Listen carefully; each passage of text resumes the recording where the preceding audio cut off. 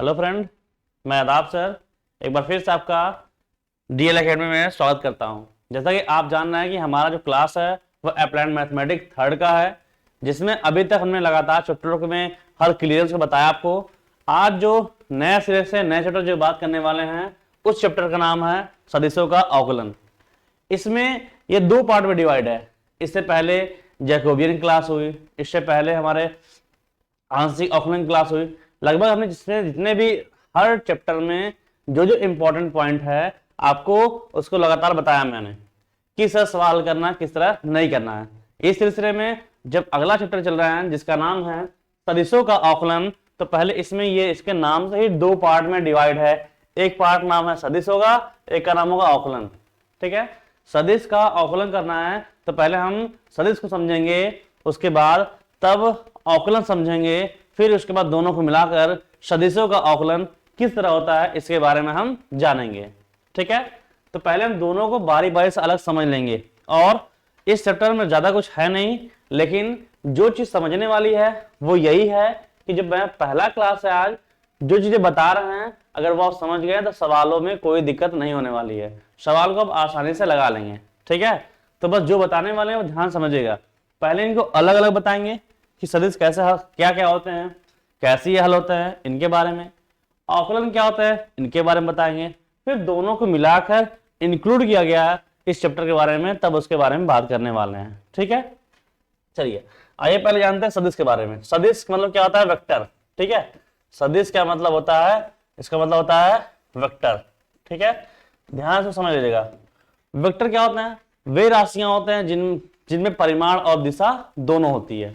ठीक है, लेकिन अगर हम मैथमेटिकली बात करें तो सदिश उसको कहते हैं जिसमें आई जे के, या ये कहिए कि कोई बिंदु या कोई पॉइंट जब तीनों एक्सिस एक्स वाई जेड तीनों एक्सिस पे काम करती है तो अब उनका जो वैल्यू निकलता है, जब किसी बिंदु का value x h y h z h तीनों को मिला कर दिया जाता है तब कहलाता है वह बिंदु का सदिश है। वो बिंदु का सदिश है। जैसे हम मानते हैं कि हमारा 3D में ऐसे होता है, इस कंडीशन में एक्स अक्ष मान लीजिए, ये वाई अक्ष है, ये जेड अक्ष है। ठीक है, यहां मान लो कोई बिंदु हो, कोई बिंदु मतलब क्या है? ए है।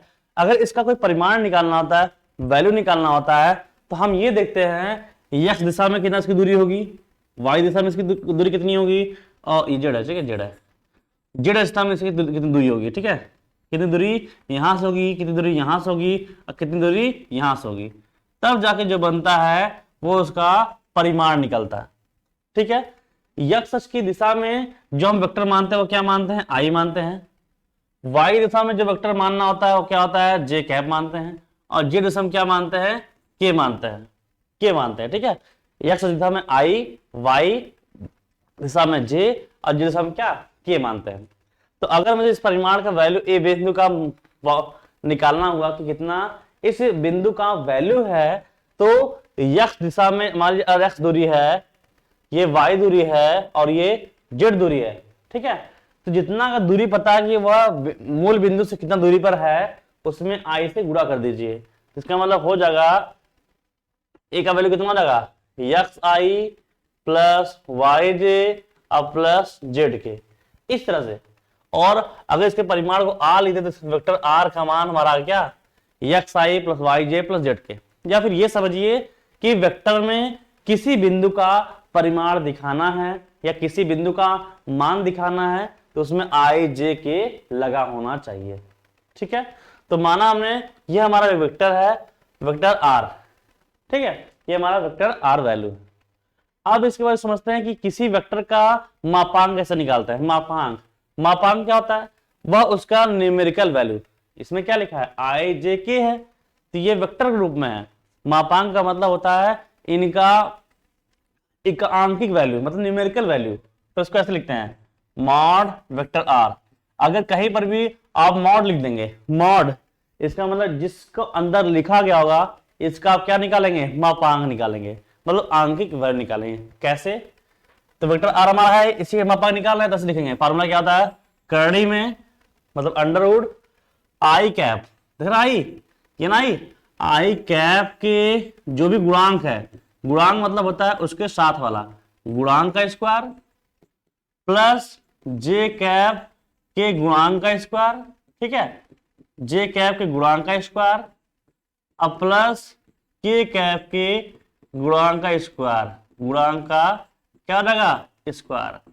इस तरह से हल कर देंगे तो उसका मापांक निकल जाएगा। जैसे इसका मतलब क्या मापांक निकलेगा बताइए, मापांक निकल जाएगा कड़ी में आई कैप के गुणांक का स्क्वायर, तो आई कैप गुणांक कितना है एक्स, क्या हो जाएगा एक्स स्क्वायर, ठीक है, प्लस जे कैप गुणांक का स्क्वायर, गुणांक का मतलब होता है उसके साथ लगे हुए एलिमेंट, तो जे कैप गुणांक है वाई, तो उसका क्या करना स्क्वायर, तो क्या रहेगा वाई स्क्वायर, और वैसे ही के गुणांक कौन है जेड, क्या रहेगा जेड स्क्वायर। ये वेक्टर हुआ, इसे हम कहेंगे ये हमारा क्या है वेक्टर है हमारा, और ये क्या है उसका, ये उसका मापांक है, क्या है मापांक है, ठीक है। जब भी कोई वेक्टर मॉड में लिखा जाएगा ऐसे तो वह मापांक होगा, और उसका वैल्यू हमेशा इसी से निकालिएगा, आई कैप गुणांक का स्क्वायर प्लस जे कैप गुणांक का स्क्वायर और प्लस के कैप गुणांक का स्क्वायर, इस तरह कर देंगे तो उसका मापांक निकल जाएगा, ठीक है। क्योंकि हम पहले क्या समझेंगे, पहले हम सदिश के बारे में अच्छे समझ ले रहे हैं फिर इसको बताएंगे, ठीक है।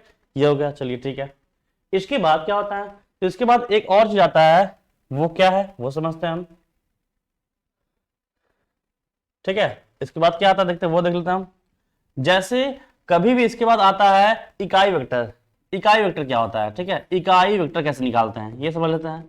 इकाई वेक्टर, ठीक है, इकाई वेक्टर जिसको कहता है इंग्लिश में कहता है यूनिट वेक्टर, तो अधिकतर लोग इसको इकाई वेक्टर ना कहकर डायरेक्ट क्या कहते हैं यूनिट वेक्टर, तो इसका मतलब क्या इकाई वेक्टर ही होगा, ठीक है। अगर किसी भी वेक्टर का इकाई वेक्टर निकालना है, यूनिट वेक्टर निकालना है, उस पर ऐसे लिखते हैं आर कैप, आर कैप ऐसे लिख देंगे इकाई वेक्टर हो गया। अब इसका वैल्यू निकालते कहते हैं, तो किसी भी वेक्टर का अगर इकाई वेक्टर निकालना है तो इसका वैल्यू होता है वह वेक्टर इसको निकालना है बटे उसका मापांक। ये चीज इकाई वेक्टर का तरीका होता है, अगर आप इकाई वेक्टर निकालना है तो वह वेक्टर बटे क्या उसका मापांक निकाल देंगे, तो भाई उसका इकाई वेक्टर कहलाता है। जैसे कि यहां बात करें तो वेक्टर आर का मान क्या है हमारा बताइए, एक्स आई प्लस वाई जे प्लस जेड के है, ठीक है, बटे मापांक क्या हम निकाला, मापांक ये निकाला है, मतलब कड़ी में क्या होगा x square plus y square और प्लस जेड स्क्वायर, ये इसका मापांक कहलाएगा, ठीक है, सही है बताना। तो इस तरह से कोई वेक्टर दिया रहेगा उसका मॉड मतलब उसका मापांक निकालेंगे, और अगर कह देगा यूनिट वेक्टर है तो यूनिट वेक्टर क्या होता है वह वेक्टर बटे उसका मापांक, ठीक है। चलिए यहां तक बात हुई।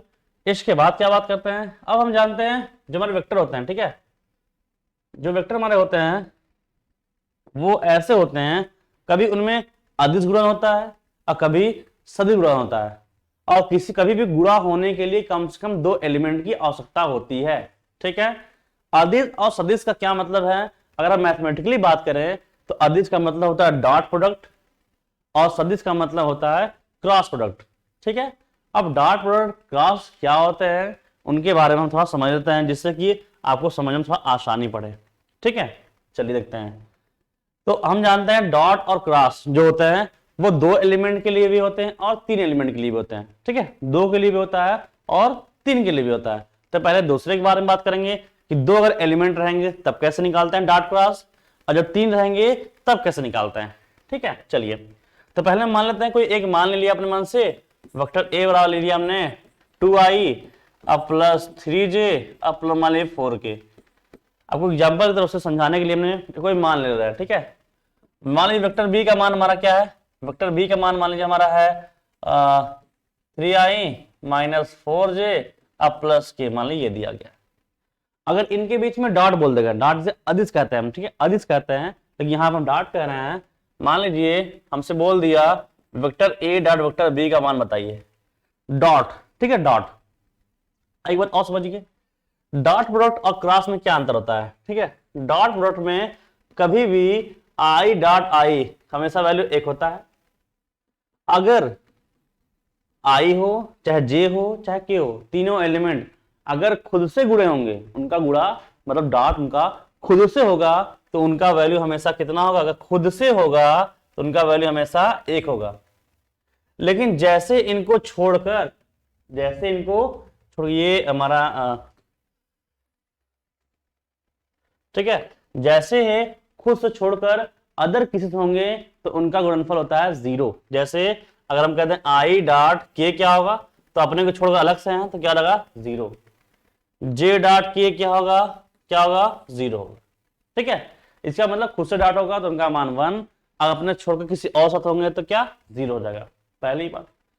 दूसरा ये होता है कि इनमें डॉट वालों में क्रम विनिमय नियम लागू होता है। क्रम विनिमय नियम का मतलब होता है आप उसको आगे पीछे लिख सकते हैं, मान में कोई परिवर्तन नहीं होगा। जैसे अगर हम कह दें वेक्टर ए डॉट बी का मान निकालिए, तो आप वेक्टर ए जैसे लिखा वैसे हल कर दीजिए, या बी को आगे पीछे कर दीजिए, मान में कोई परिवर्तन नहीं होगा।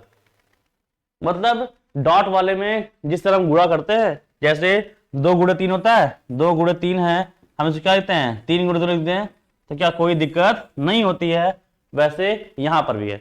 और दूसरी बात, जब डॉट और क्रॉस की बात आती है ना, तो ये समझिएगा जो डॉट का नियम होता है, जिस तरह से आप अभी तक गुणा करते आए हैं वही नियम डॉट का होता है, लेकिन क्रॉस का थोड़ा अलग होता है। जो हम सामान्य रूप से गुणा करते हैं ऐसे, तो हम इसको आगे पीछे लिखते हैं ना, वैसे ही ये नियम सभी डॉट में काम करते हैं। डॉट में सब काम करते हैं, लेकिन क्रॉस में थोड़ा अलग होता है।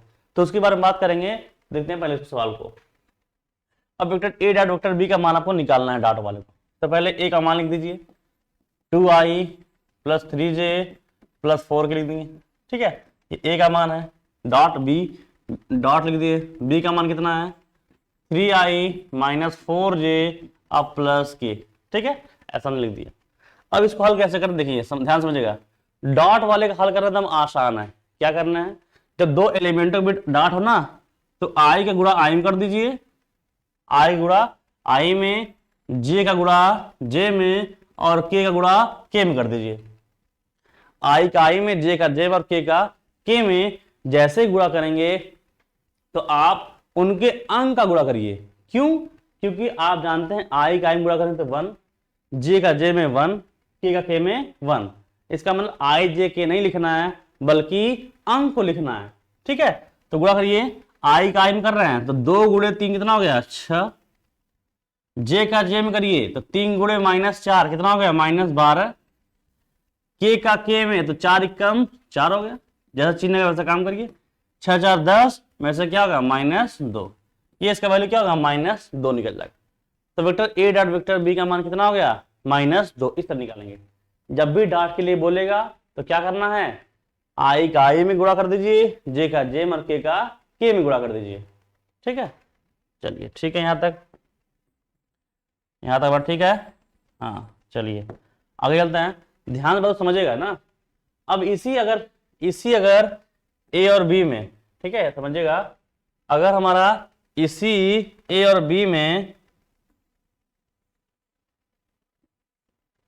अगर हमारा ए और बी का मान ऐसे पूछ दे, वेक्टर ए क्रॉस वेक्टर बी का मान बताइए।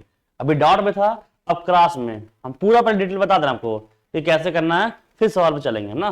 ठीक है, क्योंकि इन्हीं अगर इसको आप समझ गए तो इस चैप्टर में कुछ नहीं है, इसलिए बता रहे हैं। अगर ये ए का मान बी का मान दिया है, ठीक है, अब क्रॉस पूछ दे कैसे मान निकालेंगे। जब क्रॉस में पूछेगा ना तो आपको साड़ी बनाना पड़ेगा। तो ध्यान दीजिएगा, जब दो वेक्टरों में आपस में क्रॉस होगा तो आप उनमें क्या करेंगे, साड़ी की तरह उसको हल करेंगे। एक बात और, जब यहाँ ऐसा हटा दे रहा है, जब यहाँ डॉट की क्रॉस की बात आ रही है अब, तो क्रॉस में कुछ नियम समझ लीजिए। क्रॉस के कुछ नियम समझ लीजिए क्या है कि क्रॉस कहता है अगर वेक्टर ए क्रॉस वेक्टर बी है ऐसे।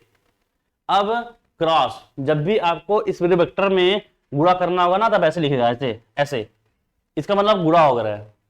ऐसे क्यों नहीं लिखेंगे, क्योंकि अब इसको क्रॉस करने वाले हैं, और क्रॉस का एक नियम होता है कि आप जो एलिमेंट पहले लिखा है वो पहले ही रहेगा, जो बाद में है वो बाद में रहेगा। आप उसको आगे पीछे नहीं करेंगे। यदि आप उसको आगे पीछे करेंगे तो आप चिन्ह को पलटेंगे। जैसे ए क्रॉस बी है तो हम इसको बी क्रॉस ए नहीं लिख सकते हैं, और अगर लिख रहे हैं तो इसका क्या लिखना होगा, माइनस लगा देंगे तो लिख सकते हैं। तो क्रॉस में एक बात समझिएगा कि आप क्रम विनिमय नियम लागू नहीं होता है, मतलब आगे एलिमेंट को आगे पीछे आप नहीं कर सकते हैं, ठीक है। यदि कर रहे हैं तो माइनस आपको लगाना पड़ेगा। दूसरी बात, अगर कोई समान वेक्टर है, जैसे मान आई हमारा आई वेक्टर दोनों है, अगर ये समान है, इनके बीच में क्या हो रहा है क्रॉस, तो कभी भी दो समान वेक्टर हैं और उनके बीच में क्रॉस आएगा तो हमेशा उनका वैल्यू क्या होगा 0। याद रखिएगा, जब भी दो वेक्टर समान होंगे और उनके बीच में क्या होगा क्रॉस, तो उनका वैल्यू हमेशा 0 होगा, और अगर सेम रहेगा तो उनका वैल्यू 1 होगा, ठीक है। जैसे जे क्रॉस जे होगा, जे क्रॉस जे, इसका वैल्यू क्या होगा 0, के क्रॉस के होगा, इसका वैल्यू क्या होगा 0। मान लीजिए वेक्टर ए और वेक्टर ए दो सेम टू सेम क्रॉस, क्या होगा इनका वैल्यू 0। तो याद रखिएगा, अगर दो समान वेक्टर हैं चाहे जैसे भी हो, अगर वो वेक्टर हैं अगर उनके बीच में क्या क्रॉस हो रहा है तो उनका वैल्यू हमेशा 0 ही होगा, ठीक है। चलिए, तो यहां पर कैसे हल करेंगे, तो ए का मान हमें दिया है, बी का मान हमें दिया ही है, ठीक है। जब डॉट बोलेगा तो कैसे करेंगे, आई का आई में, जे का जे में, के में कर देंगे। लेकिन जब क्रॉस बोलेगा तो ऐसे साड़ी बनाएंगे, ऐसे लिखेंगे आई जे और के लिख दिया। अब साड़ी कैसे हल करते हैं, तो हमने जैकोबियन में फुल डिटेल बताया, या फिर बता रहा आपको, आई जे के लिख लीजिए, ठीक है। फिर यहां पर आई जे के लिखिए ए का, और फिर बी का नीचे वाला लिख दीजिए।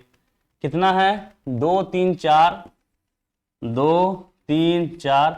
बी वाले के लिखिए, बी वाले कितना है 3 3 -4 1, 3 -4 1, बस आपको अंक लिखना है, ठीक है।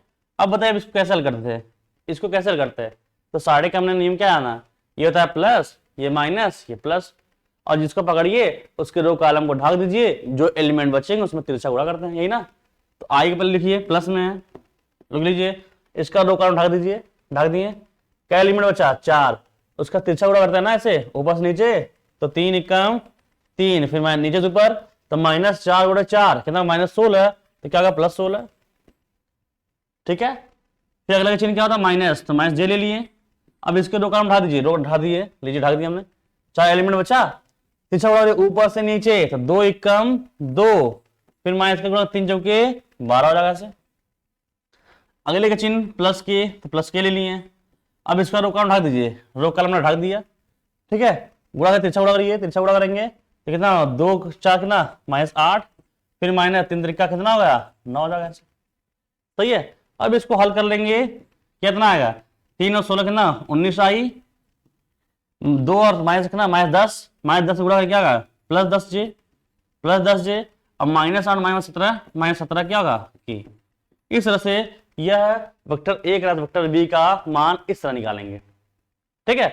इस तरह हमें मान निकालना होगा, सही है। चलिए आगे चलते हैं। ये हुआ 2 के बारे में, ठीक है। ये 2 एलिमेंट रहेंगे ए और बी, तो उनका डॉट कैसे निकालेंगे, क्रॉस कैसे निकालेंगे, ये हमने बताया आपको। अब 3 की बारी है, अब 3 की बारी है। चलिए देखते हैं 3 की बारी क्या है।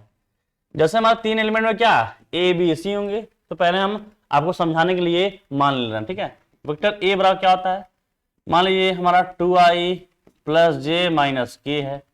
वेक्टर बी का मान लेते हैं क्या है i - j - k है, ठीक है। वेक्टर सी का मान क्या है i + j अब प्लस मान लीजिए k है, ऐसे लिया गया है, इस रूप में लिया गया है। और जब बोला जाता है कि तीनों का डॉट निकालिए, तो कभी भी तीनों में इनटू नहीं होता है, जैसे ऐसे इनको आप नहीं लिख सकते हैं। मतलब जैसे ये ऐसे लिखाते हैं वेक्टर ए डॉट बी क्रॉस सी, ये ऐसे इनका मान निकालना होता है, ठीक है। वेक्टर ए डॉट बी क्रॉस सी, मतलब 3 एलिमेंटों में 2 एलिमेंटों में क्रॉस रहेगा और एक में डॉट रहेगा, ठीक है। तो उसे कहेंगे डॉट का अदिश गुणन है, मतलब कि डॉट का प्रोडक्ट यहां पर काम कर रहा है, 3 एलिमेंट के लिए काम कर रहा है, ठीक है। तो ऐसे ए डॉट बी क्रॉस सी लिखा जाता है, या फिर आप इसको ऐसे ए क्रॉस बी, मतलब इसमें एलिमेंट को आगे पीछे मत करिए, बाकी डॉट क्रॉस आपस में चेंज हो सकते हैं। मतलब यहां क्रॉस लगा दें और इसमें क्या लगा दें डॉट लगा दें, तब भी इसका मतलब सेम टू सेम ही होता है, ठीक है। तब इनका मतलब क्या होता है सेम टू सेम, चाहे ऐसे लिखिए चाहे ऐसे, दोनों मतलब सेम होते हैं। इसमें भी आपको ध्यान रखना होता है ए बी सी एलिमेंट को आगे पीछे नहीं करना है, बस उनके डॉट क्रॉस को आगे पीछे आप कर सकते हैं। और अगर ऐसा अगर रहेगा तो मान लीजिए हमें ए का मान दे दिया, बी का मान दे दिया, सी का मान दे दिया, हमसे इसका मान पूछ दिया, फिर कैसे निकालेंगे। तो जब ऐसा निकालना होगा ना, चाहिए दोनों सेम है, चाहिए निकाल चाहिए दोनों सेम मानेंगे, ठीक है, दोनों सेम निकाल सकते हैं आप। अगर ऐसा आता है तो आप साड़िक बनाएंगे ऐसे, ध्यान समझिएगा, साड़िक बनाएंगे ऐसे। अब इससे पहले वाले में यहां पर हमने देखा था कैसे बनाया था, हमने देखते हैं यहां पे क्या था, हमने आई जे के लिखा था, तो अब यहां पर आई जे के नहीं लिखेंगे, बस क्या करेंगे, वही आई जे के हटाकर ए का मान भरेंगे, आई जे के का मान किस ए वाला भरेंगे, फिर बी वाला भरेंगे और सी वाला भरेंगे, ठीक है। इसमें आई जे के नहीं लिखना है, तो कितना है 2 1 -1, तो 2 1 -1 लिख दिए ऐसे। फिर बी वाले का मान लिखिए कितना है, मतलब गुणांक को लिखना है बस, 1 -1 -1 1 -1 -1 लिख दिए। फिर नीचे सी वाले का कितना है 1 1 1 1 1 1, मतलब अंक को लिखना होता है ना। अब बस इसी को हल कर दीजिए, जैसे हमने हल किया इसको ऊपर वाले को, प्लस माइनस प्लस पकड़ के रो कारण भाग कर, जैसे हमने यहाँ गुणा किया वैसे यहाँ हल कर दिए, इसका मान निकल जाएगा। तो ये कहलाएगा 3 एलिमेंटों का डॉट प्रोडक्ट। ये 3 एलिमेंटों क्या है, डॉट प्रोडक्ट है। जो थोड़ा सा हार्ड वर्क कौन है, क्रॉस, जो अब चलने वाले हैं क्रॉस की तरफ, तो ध्यान से समझिएगा, क्रॉस वाले समझिएगा। जो मेन आपका जो दिक्कत होगी वो क्रॉस वाले में, इसे ध्यान समझिएगा, क्रॉस वाला कैसे करते हैं। क्रॉस वाला ऐसे होता है, ठीक है, 3 एलिमेंट, ए क्रॉस बी क्रॉस सी, ऐसे इस रूप में हो सकता है, ठीक है। इसमें भी वही चीज है, इसमें भी वही चीज है कि एबीसी अगर लिखे गए हैं तो एबीसी ही रहेंगे, आप बस कोष्टक को आगे पीछे कर सकते हैं। मतलब कि ऐसे लिखा हुआ है तो आप इसको ऐसे भी लिख सकते हैं, मतलब इन दो छोड़कर इनको, इनमें कोष्टक लगा सकते हैं, ऐसे इनमें कोष्टक लगा सकते हैं और इसको बाहर कर सकते हैं, लेकिन उनमें सीरियल जो है वो चेंज नहीं होगा। एबीसी है तो एबीसी ही रहेगा, वह चेंज नहीं होगा, ठीक है। अब इनका मान कैसे, ध्यान समझिएगा, इनका मान कैसे निकालते हैं। जो सबसे बाहर हो, कोष्टक के जो बाहर उसे पकड़ लीजिए आप, ठीक है, जो कोष्टक के बाहर आप उसको पकड़ लीजिए, ये पकड़ लिया हमने, दोनों बता रहा, ठीक है, इसको समझिए, सबसे बाहर ये पकड़ लिया इसको, इसका गुणा करिए जो इससे सबसे दूर है, इससे दूर कौन है, सी, तो इसका सी के साथ क्या कराइए, डॉट कराइए, डॉट करा दिए, बाहर पकड़ना बाहर को, सबसे दूर कौन है, सी, डॉट करा दीजिए, कौन बचा, बी लिख दीजिए, माइनस, फिर बाहर पकड़िए, अब इसके नजदीक में कौन है, तो बी, इसके साथ डॉट कराइए, डॉट करा दीजिए, डॉट करा दिए, कौन बचा, सी, सी लिख दिए, ठीक है। और बताइए डॉट कैंसिल कर, दो वेक्टरों का डॉट कैंसिल करते हैं तो आई का आई में गुणा, जे का जे में गुणा और के का के में गुणा करते हैं, यही ना। अरे जैसे हमने बताया इसके ऊपर, जस्ट देखते हैं, इसके हमने वही बताया ना, ये वाले ये ने बताया था, आई का आई में, जे का जे में, के का के में करते हैं कि नहीं करते हैं, इसमें जब डॉट होगा, है ना, डॉट तो कैसे मानेगा, अंक में आएगा ना, कैसा आएगा, अंक में आएगा, तो वही चीज यहां भी करेंगे सेम टू सेम, यहां मान अंक में आएगा और बी वाले में सभी एलिमेंट में गुणा कर देंगे। फिर यहां भी इन दोनों क्या डॉट गुणा करेंगे, डॉट कैसे, आई का आई में, जे का जे में, के में गुणा करेंगे, और सी में तो गुणा करना नहीं है, तो सी का मान कैसा रहेगा, तो सी का मान कैसा रहेगा, आई जे के रहेगा, उसमें गुणा कर देंगे, ठीक है। समझ में बात नहीं वाली कैसे कर रहे हैं हम, ठीक है, इसको समझिए, इसको पकड़िए। अगर मुझे इसका मान निकालना तो कैसे मान निकालना होगा बताइए, सबसे बाहर कौन है इनमें, सबसे बाहर कौन है, सी, सी को पकड़िए, जो इसको सबसे दूर उससे डॉट कराइए, इससे दूर कौन से दूर, ए, तो ए के साथ डॉट कराइए, कौन बचा, बी, इसको लिख दीजिए, माइनस, अब बाहर पड़ना कौन, सबसे नजदीक, नजदीक कौन है, बी, तो सी डॉट बी, कौन बचा ए, ठीक है। चलिए ये तो हम समझ गए, कैसे करना है हमने बता दिया आपको, कैसे करना है, सवाल आएगा फिर लिखवा देंगे, बता देंगे पूरा डिटेल। अब एक बताइए, समझिएगा, इन दोनों को समझना बात, कभी कभी आपको ये डिसाइड देता है, कभी कभी हमें जो है ये साइड मिलता है, ठीक है, कभी कभी हमें ये वाला साइड में देता है, ये वाला साइड में दे देता है, तब क्या करते हैं, अगर ये साइड में दे दिया तब क्या करेंगे बताइए, अगर हमें ये वाला साइड दे देगा तब क्या करेंगे, तो इसको समझिए, इसको मुझे ऐसे बनाना होगा। तो एक बात तो समझिएगा कि इन दोनों कोष्टक में कॉमन कौन है, सी, और वो कहां है, बाहर है, इसका मतलब जो दोनों में कोष्टक में आएगा। अगर मुझे इसको ऐसा बनाना होगा तो ध्यान रखेंगे दोनों कोष्टकों में जो कॉमन होगा वो कहां होगा, बाहर, और जो पहले वाले में डॉट होगा वो दूर होगा, और जो दूसरे वाला डॉट होगा कहां होगा, नजदीक होगा। ठीक है, इस तरह भी मान हम निकाल सकते हैं। सही है, ठीक है ना। चलिए, ये तो बात हुई वेक्टर के बारे में। अब बात करेंगे इसके बारे में, अवकलन के बारे में। अब चलते हैं अवकलन के बारे में बात कर लेते हैं। ठीक है, ध्यान से बात समझिएगा अवकलन के बारे में। अब हम अवकलन के बारे में बता रहे हैं। अवकलन, यहां तक बात हो सदिश के बारे में कैसे कैसे करते थे। अब बताएंगे आपको अवकलन के बारे में, फिर मिला के बताएंगे सदिशों का अवकलन। ठीक है, चलिए अवकलन, जैसे हम अवकलन करते हैं वैसे अवकलन करते हैं। जैसे हम ऐसे कोई वेक्टर दिया गया, ऐसे मान लो वेक्टर दिया है टी स्क्वायर आई प्लस 2t जे प्लस 4t क्यूब के, ऐसे लिखा गया। तो आपको एक बार बता दें, क्योंकि आप अब आंशिक अवकलन पढ़ चुके हैं, यहां हम समान रूप से बात कर रहे हैं अवकलन की।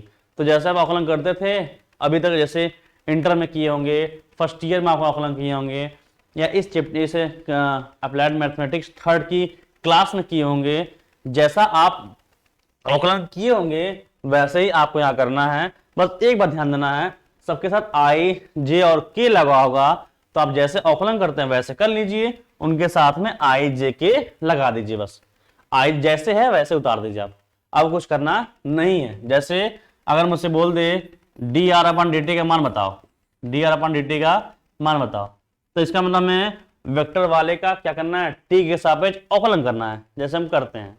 आई जे क्या मतलब है, कोई मतलब नहीं है, वो जैसे वैसे उनको उतार देंगे। ठीक है, तो टी स्क्वायर हमें पता है कोई भी एलिमेंट अगर अंक जो है वो घात के ऊपर है तो उसमें हमेशा किस में आता है, एक्स पावर एन में क्या होता है, तो घात पहले तो घात में से एक घट जाता है। हमेशा कभी भी जब कोई किसी एलिमेंट का अवकलन कर रहे हैं वो पावर में हो तो हमेशा उसका अवकलन क्या होता है, घात पहले घात में से एक घट जाता है। ठीक है, तो घात में से पहले घात में से घटेगा तो क्या मिलेगा, 2t। आई जैसे का तैसे रहेगा, आई जे का कुछ नहीं करना है। ठीक है, प्लस दो कांस्टेंट इसका होगा नहीं, और टी का टी की सापेक्ष कर रहे हैं, तो कभी भी किसी एलिमेंट का कोई भी एलिमेंट हो अगर उसके खुद के सापेक्ष करेंगे तो हमेशा उसका अवकलन एक कहलाता है। तो टी का टी सापेक्ष कितना होगा, एक, तो क्या मिला, 2j मिला। प्लस चार कांस्टेंट बाहर है, टी के पावर में घात गया, इसका मतलब ये इसमें जाएगा, तो घात पहले आएगा और घात में से घट जाएगा इंटू की। मतलब ये बता रहे हैं यहां पर आपको कि अवकलन जैसा आप करते थे वैसे ही आपको अवकलन करना है। बस क्या उसके साथ में आई जे के लगा होगा, क्योंकि इस चैप्टर का नाम ही है सदिशों का अवकलन। एक बार अवकलन कर दिए, इसी तरह से क्या करेंगे, इसी तरह से हम इसको दोबारा अवकलन कर सकते हैं, d two r upon d t t square से दोबारा से अवकलन करेंगे टी के सापेक्ष, तो टी का अवकलन फिर 1 हो जाएगा, तो क्या मिलेगा 2i। इसमें टी है क्या, नहीं है, तो क्या जाएगा 0। ठीक है, प्लस इसका फिर अगर करेंगे तो क्या होगा 4 गुणे 3, फिर क्या होगा 2t की हो जाएगा, ऐसे इस तरह करना होगा। ठीक है, दोबारा क्या दोबारा कर देंगे, तिबारा का तिबारा कर देंगे।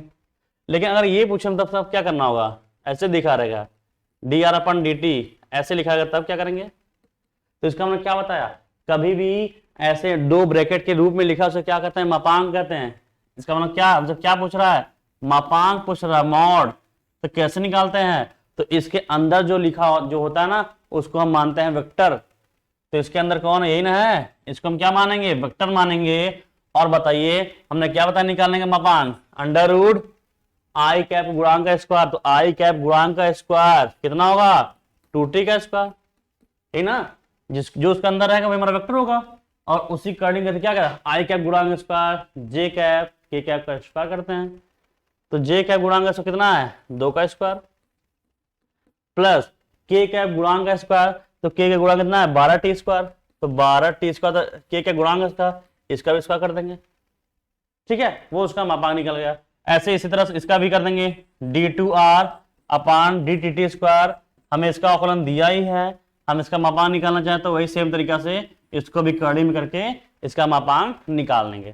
तो जो इसके अंदर रहेगा उसका मुझे मापांक निकालना होगा। कभी कभी सवालों में ये कहता है, ठीक है, ध्यान पर बात समझ जाइएगा, हर चीज समझ रहा है, जैसे कि चैप्टर में कुछ है नहीं, बस ये समझना को मेन है। कभी कभी कहता है t बराबर 0 पर ये आपने कोई देगा कि t बराबर 2 पर, t बराबर 1 पर डी आर अपन डी टी का मान बताओ, ठीक है। ऐसे कह रहे इसका मान बताओ, इसका मान बताने पूछ देगा, तो आप पहले अवकलन कर लीजिए, कर लिए। तो जहां जहां टी है वो ये वाला वैल्यू भर दीजिएगा जो पूछेगा। अगर आपसे ये पूछता है कि डी पर टी बराबर 0 पर इसका मान बताओ, तो आप अपना इसका अवकलन कर लिया ना, कर लिया। अब इसमें जहां जहां टी दिखाई देगा वहां क्या भरना है, 0 भर देंगे। अगर 1 लिखा जहां टी है क्या भर देंगे, 1 भर देंगे। अगर 2 रहेगा तो जहां टी है वहां क्या 2 भर देंगे, तो उसका उस बिंदु पर उसका मान हो जाएगा, ठीक है। ये बात हुई। आगे चलते हैं, आगे चलते हैं इसमें और क्या है आगे। अगर हमारे दो गुणन है u और v और मुझे इसका अवकलन करना है, कैसे करते हैं बताइए। दो एलिमेंटों का गुणनफल कैसे होता है, दो एलिमेंटों का गुणा होता है फर्स्ट इंटू सेकंड का अवकलन, फर्स्ट इंटू सेकंड का अवकलन प्लस सेकंड इंटू फर्स्ट का अवकलन। तो हम ये ध्यान देते हैं कि डॉट में, डॉट का जो नियम होता है वो कैसा होता है, गुणे वाला ही नियम होता है। फर्स्ट किसी को मानिए, सेकंड किसी को मानिए, कोई दिक्कत नहीं है, ठीक है। क्योंकि हमने बताया डॉट में क्रम विनिमय नियम लागू होता है, आप उसको आगे पीछे कर सकते हैं। तो इसको अगर फर्स्ट मान लें, इसको सेकंड मान लें, तो क्या होता है फर्स्ट इंटू सेकंड का अवकलन। या फिर हम इसको अगर इसमें रूप में लिखना चाहें तो कैसे लिखेंगे, फर्स्ट इंटू, देखिए जैसा रहेगा वैसा लगाएंगे, इंटू डॉट है डॉट लगाइएगा, क्रॉस तो क्रॉस लगाइएगा, फर्स्ट इंटू सेकेंड का अवकलन ये जगह, अब प्लस सेकेंड, सेकेंड कौन है v इंटू क्या बनता है, इंटू कौन रहेगा, जैसा आपका सिंबल रहेगा, डॉट है तो डॉट, क्रॉस तो क्रॉस, फर्स्ट इंटू सेकेंड का अवकलन प्लस सेकेंड इंटू क्या होता है फर्स्ट का अवकलन, ठीक है, सही है। एक बात ये हो गया। और अगर मुझे इसी का d upon d t u cross v हो गया, तब यू क्रॉस वी, अब क्रॉस हम जानते हैं क्रम विनिमय नियम लागू नहीं होता है, तब तो मामला फंस जाएगा।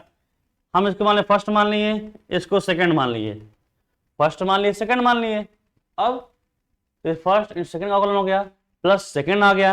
लेकिन हम इसमें जानते हैं क्रॉस में क्या होता है, जो पहले है वो पहले ही रहेगा, जो बाद में वो बाद में रहेगा, आप उसको आगे पीछे नहीं कर सकते हैं। फिर तो हम अगर यहाँ नियम बनाए, को हम एक नियम बनाए, एक नियम बना रहा है, मान लीजिए डी अपॉन डी टी है, मान लीजिए फर्स्ट इंटू सेकेंड है हमारा, हम इसका अवकलन कर रहे हैं, ठीक है, वेक्टर मत समझिएगा, हम कुछ कर रहे हैं। तो क्या होता है फर्स्ट इंटू सेकेंड का अवकलन, सेकेंड का अवकलन, अब प्लस सेकेंड इंटू फर्स्ट का अवकलन, ये हमारा फॉर्मूला होता है जो अभी तक हम जान रहे होते हैं, ठीक है। तो इन दोनों तरह बना कर कुछ हम समझते हैं, क्योंकि इसका नियम होता है क्रॉस का कि जो अगर u आ गया तो u आगे ही रहेगा चाहे जैसा भी हो, v बाद में तो v बाद में रहेगा, आप इसको आगे पीछे नहीं करेंगे। लेकिन फार्मूला ही उल्टा है, तो क्या करेंगे देखिए, अगर इन दोनों को ध्यान समझिए, अगर फर्स्ट को रोकें दूसरे वाला अवकलन करेंगे, अगर दूसरे को रोक दिए तो फर्स्ट का अवकलन करेंगे, है ना। और हम जानते हैं गुणे में नियम क्या होते हैं, गुणे में हम एलिमेंट को आगे पीछे कर सकते हैं ना, जैसे हमने बताया ना भी कि 2 इंटू 3 लिखा है तो 3 इंटू 2 हम क्या कर सकते हैं, इसको लिख सकते हैं, नहीं सकते हैं, लिख सकते हैं। अब इसको यहां मान ले जाएगा, जैसे हम जान रहे हैं वैसे समझिए, ठीक है। तो अगर हम देखें इसको फर्स्ट इंटू सेकेंड का अवकलन हमारा है, ठीक है। तो बताइए इसको हम आगे पीछे कर सकते हैं ना, कर सकते हैं। इसका हम लिख सकते हैं फर्स्ट का अवकलन, फर्स्ट का अवकलन इंटू सेकेंड, इसको ऐसा भी तो लिख सकते हैं, इसको हम अगर इसको ऐसा भी तो लिखा जा सकता है, तो पहला पहले जगह पर है, दूसरा दूसरी जगह पर है, ठीक है। तो इसका मतलब डॉट वाले में हम जो अपना नियम लगाते हैं फर्स्ट इंटू सेकेंड का अवकलन प्लस सेकेंड इंटू फर्स्ट का अवकलन कर देंगे। लेकिन क्रॉस के लिए हमें एक और सोचना हो, क्या, फर्स्ट इंटू सेकेंड का अवकलन प्लस फर्स्ट का अवकलन इंटू सेकेंड, ये नियम लगाएंगे, ठीक है। तो कैसे करिए, क्या लिखना होगा, फर्स्ट इंटू यही वाला है सेम टू सेम, सेकेंड का अवकलन प्लस फिर क्या लिखेंगे फर्स्ट का अवकलन, फर्स्ट का अवकलन इंटू सेकेंड, ये नियम फॉलो कराएंगे हम, ध्यान दीजिएगा, हम ये नियम फॉलो कराएंगे, हम ये वाला नियम फॉलो कराएंगे, ठीक है, समझ ना। और अगर इसमें भी आ गया ऐसे vector a cross b cross c, तो इसका मान कैसे निकालना होगा, अगर इसका मुझे अवकलन करना हुआ तब 3 एलिमेंटों का, तो कैसे होगा, इसको फर्स्ट मानेंगे, इसको क्या मानेंगे, सेकंड मानेंगे। तो क्या नियम होगा, फर्स्ट का अवकलन इंटू सेकेंड, सेकेंड कौन है, बी क्रॉस सी, और प्लस क्या होता है, फर्स्ट का अवकलन इंटू सेकेंड, इसको आगे पीछे कर दिए, अब प्लस फर्स्ट इंटू क्या होगा, सेकेंड का अवकलन। आप इसको आगे पीछे कर सकते हैं। और 3 एलिमेंटों का कैसे गुणा मानेंगे बताइए तो, यहां मान लीजिए, अच्छा थोड़ी सोच रोके रहिए, इसको देखिए। अब बताइए इसका मान कैसे निकालेंगे, इसका मतलब v का अवकलन किए रहेंगे, जो वेक्टर आएगा u से क्या कर देंगे, डॉट। और डॉट कैसा होता है, i का i में, j का j में, k में करा देंगे। वैसे यहां पर भी है, यहां कैसे करेंगे, v का जो अवकलन आएगा वो वाला, u का जो दिया मान वो वाला, दोनों क्या करें, क्रॉस। और क्रॉस का मान कैसे निकाल रहे हैं, सारणिक बनाकर क्रॉस मान निकालते हैं ना, i j k लिखते हैं, उसको हल करते हैं, ये ना बताया। इसको ऐसे हल करके ऐड कर देंगे तो इसका मान निकल जाएगा। ठीक है, इस वाले में क्या करना है, तो यहां देखिए ये खुद एक वेक्टर है, ये 3 वेक्टर हैं। हमने बताया कि अगर 3 वेक्टर रहेंगे तो कैसे हल करते हैं, ना बताया को ना, कहाँ बताया हमने, 3 वेक्टर रहेंगे, ये वाली चीज, ये ध्यान रखना, ये चीजें अगर तीनों में क्रॉस रहेगा तो उसका कैसे करना है, बाहर वाले को पकड़ना है, दूर से गुणा b, फिर नजदीक वाले के साथ c, जैसा मैंने बताया वैसे वहां भी हल करना है। बस आपको ध्यान क्या देना है, आपको डरना नहीं है, बस ये सोचना है कि ठीक है वहां वेक्टर था और यहाँ क्या है, यहाँ हमारा अवकलन दिया है, वहां वेक्टर था यहाँ अवकलन दिया है, तो अवकलन वाले वेक्टर को मानेंगे, इसका गुणा इसमें इंटू बी, फिर इसका नजदीक साथ साथ फिर सी, ऐसे हम करते जाएंगे। ठीक है, तो एक बात है ध्यान देंगे, इस तरह हम सवाल हल करेंगे। ठीक है बात, तो यहां हुई बात बारे में किसके, सदिश के बारे में, और वेक्टर मतलब अवकलन के बारे में, और सदिश के बारे में अलग अलग बात हुई। अब दोनों साथ में बात करने वाले हैं, यहां बात हुई है कुछ साथ बात करने वाले हैं। एक बात समझिएगा, वेक्टर का चिन्ह, वेक्टर का चिन्ह कैसा होता है, जैसे कोई वेक्टर ए ऐसे लिखा है, इस पर वेक्टर लिख दिए, ये वेक्टर ए कहलाता है। या फिर कभी ऐसे इस पर बिंदु लगा दे तभी वह वेक्टर ए हुआ। किसी भी एलिमेंट पर बिंदु, ये सिंबल बता रहे हैं हम, ध्यान समझिएगा, कि सवालों में ऐसा हो सकता है लिखा हो, और ऐसे बहुत गहरा ऐसे किया हो, बहुत गहरा ऐसे, ठीक है, बहुत ज्यादा गहरा हो ऐसे लिखा हो ना, तभी वह वेक्टर कहलाएगा, तभी वह वेक्टर ही कहलाएगा। और अगर ऐसे लिखकर ऐसे नीचे बार बना हो तब भी वह वेक्टर ही कहलाएगा। मतलब इतने सिंबलों में चाहे जो आएगा सबको क्या करेंगे, वेक्टर मानेंगे, और वेक्टर जैसे निकालते हैं वैसे ही निकालेंगे। ठीक है, ये सब निकालते हैं वैसे निकालेंगे, ठीक है ना। सवाल आएगा बारी हम बताते जाएंगे कैसे करना है। अब उसके बाद समझना है आगे, जैसे विस्थापन और वेग में बताने वाले हैं।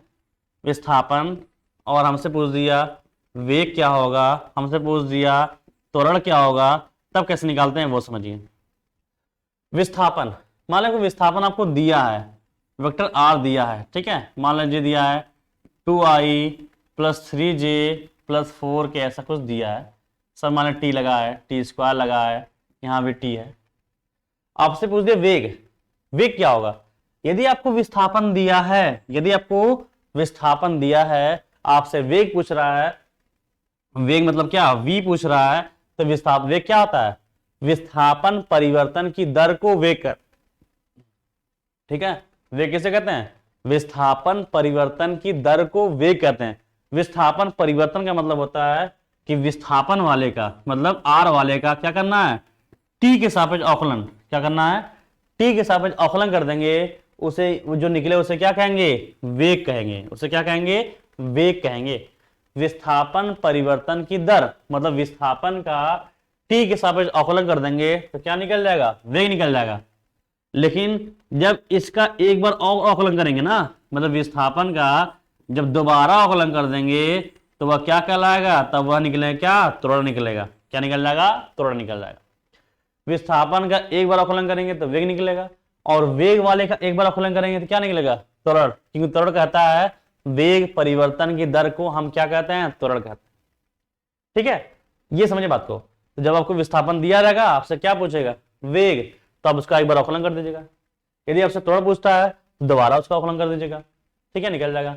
कभी सवाल में बोलता है कि t = 1 पर या t = 2 पर वेग और त्वरण ज्ञात कीजिए।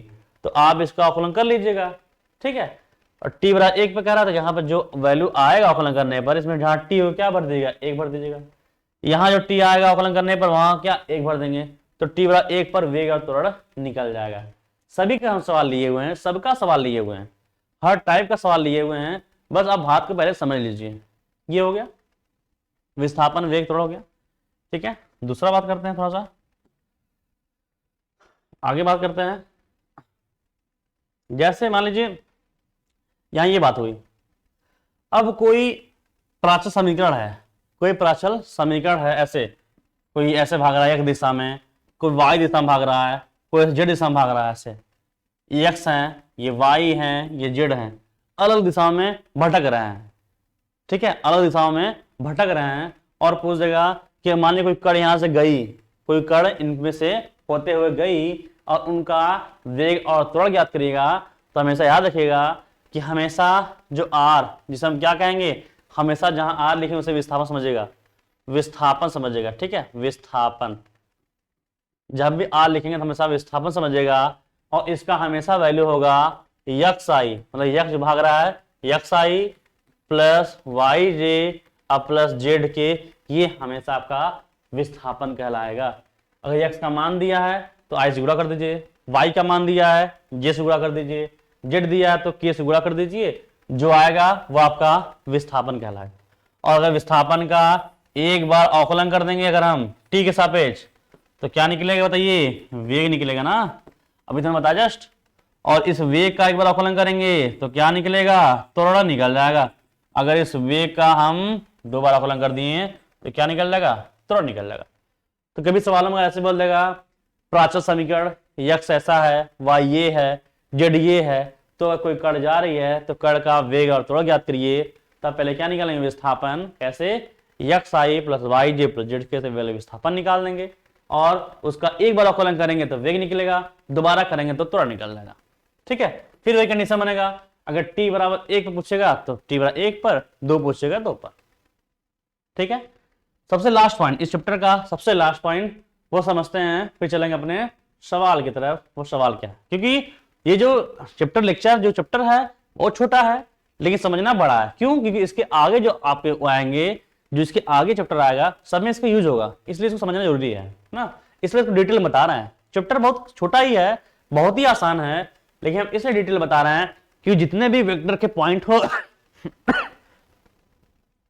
जितने भी वेक्टर के पॉइंट हो आपको सभी पते होने चाहिए, जिससे कि आप कोई सवाल में झंझट ना हो और दिक्कत आपको ना लगे, ठीक है। ये हो गया। अगर आपसे कभी कभी ऐसे मान एक रेखा ये गया, एक रेखा ये गया, अगर आपसे पूछ दे कभी इन 2 रेखाओं के बीच कोण बताइए, थीटा का मान पूछ देगा, ठीक है ना, थीटा, 2 रेखाओं के बीच कोण बताइए, तो याद रखिएगा, याद रखिएगा, जो पहला रेखा होगा ना, जो पहला रेखा उसे आप वेक्टर ए मानेगा, क्या मानेगा, वेक्टर ए। दूसरा रेखा जो होगा उसे क्या मानेगा, वेक्टर बी मानेगा, ठीक है। तो मान लीजिए कुछ सवालों में मान लेते हैं हमें आपको दिया है, तो वेक्टर ए दिया है, मान लीजिए आपको मान दिया है 2i प्लस 3j अब प्लस 4 के मान दिया है। वेक्टर बी मान आपको दिया है, कह रहा i माइनस जे अब प्लस 2 के दिया है, ऐसा दिया है, मान लेते हैं दिया मुझे। अब अगर दोनों देने के बाद मुझसे पूछ दे इनके बीच कोण बताइए, ठीक है, तो हमेशा ध्यान देगा कि वेक्टर ए और वेक्टर बी के बीच में जब डॉट निकालते हैं ना, डॉट का फॉर्मूला क्या होता है, मॉड ऑफ ए, ठीक है, mod of b cos theta, theta क्या होता है, उनके बीच का कोण। तो अगर यहां से बात करें तो कॉस थीटा बराबर क्या आएगा, क्या आएगा, ये बटे में आ जाएगा ना, तो वेक्टर ए डॉट वेक्टर बी बटे मॉड ऑफ ए इंटू क्या होगा, मॉड ऑफ बी, ठीक है। अब ए और डी डॉट बी कैंसिल करते हैं, पता है, ए डॉट बी कैंसिल करते हैं तो आई का आई में गुणा करते हैं, जे का जे में और के का के में गुणा करते हैं, डॉट निकल जाएगा। मापांक कैसे निकालते हैं बताइए, मापांक कैसे निकालेंगे, तो करड़ी में कैसे, आई कैप गुणांक का स्क्वायर प्लस जे कैप गुणांक का स्क्वायर प्लस के कैप गुणांक का स्क्वायर निकाल देंगे। वैसे ही अगर यहाँ मॉड बी है तो मॉड बी कैसे निकालेंगे बताइए, वही कंडीशन करड़ी आई कैप गुणांक का स्क्वायर प्लस जे कैप गुणांक का स्क्वायर प्लस के कैप गुणांक का स्क्वायर हो जाएगा। सब मान को भर देंगे, यहाँ थीटा का मान निकाल लेंगे, जो थीटा का मान आएगा वही उनके बीच का कोण कहलाएगा। इसका हमारा बताने का मतलब ये है, अगर आपको दो वेक्टर कहीं से मिल जाए, उनके बीच कोण मिलेगा, तो आपको यही फॉर्म लगाएगा, ये वाला फॉर्म लगाएगा बीच का कोण निकालने के लिए। लिख देना यहां पर, बीच का कोण निकालने के लिए आपको यही फार्मूला लगाना होगा। ठीक है, ये समझिए। तो इस तरह से इस चैप्टर में जो जो पॉइंट थे हमने आपको पूरा डिटेल बता दिया कि किसको कब समझेंगे, किसको क्या करेंगे। ठीक है, समझ बताना किस तरह से करना है, क्या नहीं करना है, पूरा डिटेल में बता दिया। अब चलते हैं चैप्टर में सवाल की तरफ। जितना हमने सुना है, देखा है, अब उसको पूरी तरीके से डिटेल में समझेंगे। ठीक है, तो चलते हैं अपने इस चैप्टर के सदस्यों के आकलन के फर्स्ट क्वेश्चन की तरफ। ये देखिए दिया है क्वेश्चन नंबर क्या है, एकदम ध्यान समझिएगा, एकदम आसान सा है। जो हमने बताया अगर आपको याद है, एकदम आसानी से आप सवाल को हल कर लेंगे, कोई प्रॉब्लम नहीं होगी। जैसे दिया वेक्टर r बराबर 4 cos square T I plus 6 sin 3t j। पहले क्या करेंगे, पहले हम r उतार लेंगे। r बराबर दिया है 4 cos स्क्वायर टी आई, ठीक है, पर उतार लेते हैं, plus 6 sin 3t j plus 9 log t plus 1 की। ये हमें दिया है, कह रहा इनका सब चारों का मान बताओ। तो इनका बता, पहले वाले क्या मान निकालना है, क्या कह रहा है कि आप r का t के साथ अवकलन कर दीजिए। ठीक है, हम कर दें अवकलन, अवकलन जैसे होता है वैसे हम अवकलन कर देंगे, बस उसका मान निकल गया। इसका क्या मतलब होता है, इसका मतलब होता है मापांक निकालना। मापांक कैसे निकालते हैं, कड़ी बनाते हैं, कड़ी में जो इसका आएगा उसी का मान निकालेंगे, फिर उसी का दो बार अवकलन करना है, फिर दूसरे अवकलन करने के बाद जो आएगा उसका मापांक निकालना है। ये हम सवाल में कह रहा है, देखते हैं। इनको थोड़ा सा बता दे रहे हैं, आपको हम थोड़ा बता दे रहे हैं अवकलन के बारे में। अवकलन आप जानते ही होंगे लेकिन थोड़ा समझा दे रहे हैं। जैसे यहाँ cos स्क्वायर टी आ रहा है, तो cos स्क्वायर टी का अवकलन कैसे करते हैं बताइए। तो क्या करते हैं, इसको पहले सबसे ऊपर करते हैं, सबसे ऊपर करते हैं स्क्वायर वाले को, तो क्या होगा cos टी का स्क्वायर, ऐसा हो गया। हम क्या करते हैं, पहले जो में फार्मूला होता है, अगर कांस्टेंट ऊपर गया तो हमेशा वो x पावर n में जाता है, लेकिन नीचे x होता चाहिए। लेकिन कभी कभी क्या होता है x नहीं होता है, तो जो नीचे है उसको हम मान लेते हैं कि ये है, मान के पहले अवकलन कर देते हैं, फिर जिसको हम मानते हैं कि ये है, जो कि एक्चुअली होता नहीं है, उसका फिर से अवकलन करते हैं, तब कहलाता है पूरा अवकलन हो गया। तो इसको पहले x मानेंगे ना, तो क्या होगा, घात पहले और घात में से एक घट जाएगा, सही है। लेकिन जब इसका फिर अवकलन करेंगे तब होगा ना, तो cos टी का क्या होता है माइनस साइन टी, तो क्या मिलेगा -2 साइन टी, क्या होगा cos टी, सही है। तो माइनस, एक बात और बताइए, 2 साइन टी cos टी, मतलब 2 साइन थीटा cos क्या होता है साइन 2 थीटा, मतलब क्या मिलेगा साइन 2t, क्या मिलेगा मुझे माइनस साइन 2t। ठीक है, तो इसका हम अवकलन कर रहे हैं dr/dt। सवालों में आपको समझ ध्यान देगा, ऐसे हो सकता है वेक्टर ना लिखा हो, ऐसे ना लिखा रहे, तुमने क्या बताया आपको, ऐसे नहीं लिखा है तो उसका बहुत गाढ़ा लिखा हो तब भी वेक्टर कहलाएगा, या ऐसे सब बिंदु लिखा हो तब भी वेक्टर कहलाएगा, इनमें कुछ भी हो सकता है, ध्यान समझिएगा। ठीक है, ये अवकलन करते हैं, तो 4 में बाहर हो गया, इसका उन्होंने मैं बताया कितना होगा माइनस साइन 2t। टी वाले का जैसा अवकलन करते वैसे कर देंगे, आई जो हमें क्या करना है जैसे तैसे उतार देना है, उतार दिए, प्लस 6 का अंश 7 ना, तो 6 बाहर हो जाएगा। इसको पहले क्या टी मानेंगे, तो साइन टी क्या होता है cos टी, लेकिन इसका है ना, फिर अवकलन करेंगे क्या मिलेगा 3 मिलेगा जी, प्लस 9 log t प्लस 1 है, तो इसको x मानेंगे ना, तो log x का अवकलन क्या होता है 1/x, तो 1/x, तो क्या 1/t प्लस 1 क्या लगा, ये इसका अवकलन कहलाएगा, ये इसका अवकलन कहलाएगा। ठीक है, dr/dt, ये इसका अवकलन कहलाता है। ठीक है, यहाँ कोई गलती है सवालों में, यहाँ आपको देना चाहिए, इसको देना चाहिए कि r बराबर मतलब t बराबर 1 या t बराबर 2 पर ये मान निकालिए। ठीक है, ये मान निकालिए, समझ नहीं, तो हमको ये बता रहे हैं सवालों में तो गलती है, मतलब बता रहे कैसे करना है। तो इसका अवकलन कर लिया, अब इसके मापांक ऐसे निकालते हैं, मापांक ऐसे निकालते हैं, तो कड़ी में आई के गुणांक का स्क्वायर प्लस जे के गुणांक का स्क्वायर और प्लस के गुणांक का स्क्वायर, जो आता है उसका मापांक कहलाता है। लेकिन सवाल में दिया तो टी बराबर 1 टी बराबर 2 पर, तो जैसे मान लीजिए हमें नहीं दिया है, तो मान लो हमें दिया है, ठीक है, मान लो हमें दिया है टी बराबर, या फिर टी बराबर मान लेते हैं किसी एंगल पर देगा, क्योंकि सब टी आ रहे हैं तो एंगल होगा, कुछ भी होगा आप उसका मान निकाल दीजिएगा, कुछ भी हो सकता है वहां पर, तो आप ऐसे मान निकाल दीजिएगा, ठीक है। तो सवाल थोड़ा गलती है, बाकी ऐसे ही करना आपको। नेक्स्ट सवाल चलते हैं। नेक्स्ट सवाल ये दिया है मुझे, कह रहा है आर बराबर ए के power p t plus b a के पावर माइनस पी टी, जहां ए बी अचर सदिश है, अचर मतलब कांस्टेंट, ठीक है।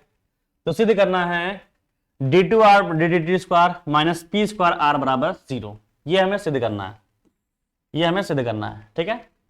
क्या मतलब है कि आर का टी के सापेक्ष 2 बार अवकलन करना है, और ऐसा आएगा तब कहेंगे कि हमारा 0 हो गया, ठीक है। ऐसा करने पर फिर लिखते हैं आर का मान, आर मान क्या है ए के पावर पी टी अब प्लस बी ई के पावर क्या माइनस पी टी, सही है। अब इसका हम अवकलन करें कितनी बार, 2 बार, तो पहले एक बार कर लें डी आर अपन डी टी, अवकलन कर रहे हैं। इसको थोड़ा दिक्कत हो सकती है समझने के लिए, तो हम साइड में आपको अवकलन समझा दे रहे हैं कैसे होता है, ठीक है। ई के पावर बहुत आसान होता है, जैसे ई के पावर 2x है, ई के पावर 2x है, इसका अवकलन कैसे करते हैं, तो हम जानते हैं ई के पावर x का अवकलन ई के पावर x ही होता है, क्या x है, नहीं है, तो क्या करेंगे, इसको मान लेंगे क्या कि ये x ही है, तो मान लिए तो ई के पावर x हो गया, लेकिन पूरा अवकलन तो हुआ नहीं, क्योंकि हम जानते हैं जिसको x मानते हैं ना, जब तक उसको फिर अवकलन नहीं करेंगे तब तक पूरा अवकलन नहीं कहलाएगा। मतलब 2x को हमने x माना था ना, तो 2x का हमें क्या करना, फिर से अवकलन करना होगा ऐसे, ठीक है। अब 2 कांस्टेंट बाहर, x सब क्या 1 मिलेगा, तो कह सकते हैं 2e के पावर क्या होगा 2x होगा। इसका मतलब ये है कि जब भी हमें e के पावर क्या समझे इससे हम, इसके अवकलन में क्या अंतर हुआ, जो ये था वही आया, लेकिन जो कांस्टेंट लगा था वो कहाँ आया, वो बाहर आ गया। मतलब एक बार करेंगे तो एक बार बाहर निकलेगा, फिर इसका फिर करेंगे तो फिर 2 बाहर निकलेंगे, क्या होगा 4 हो जाएगा।